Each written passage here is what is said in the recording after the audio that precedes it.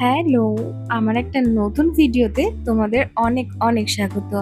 আজকে তোমাদের সাথে শেয়ার করব বারবিকিউ নেশনের ডেজার্ট মেনুতে আমরা কি খেয়েছিলাম সেটারই একটা ভিডিও। ১ম এ খেয়ে নিয়েছিলাম একটু কাস্টার্ড। কাস্টার্ডটা মোটামুটি ছিল, খুব একটা ভালো ছিল না। তারপর খেয়েছিলাম পায়েস। পায়েসটাও আমার খুব একটা ভালো লাগেনি। বাড়ির পায়েসই সবচেয়ে বেস্ট। তারপর খেয়েছিলাম একটা পাইনঅ্যাপল কেক, এটা ভালো ছিল। আর তারপরে খেয়েছিলাম আমার এদিনকে ডেজার্টের সবথেকে প্রিয়, সেটা হচ্ছে বেকড মিহিদানা। এই বেকড মিহিদানাটা খেতে সেদিনকে সত্যি ভীষণ, ভীষণ ভালো লেগেছে। এটা খুব ভালো ছিল খেতে।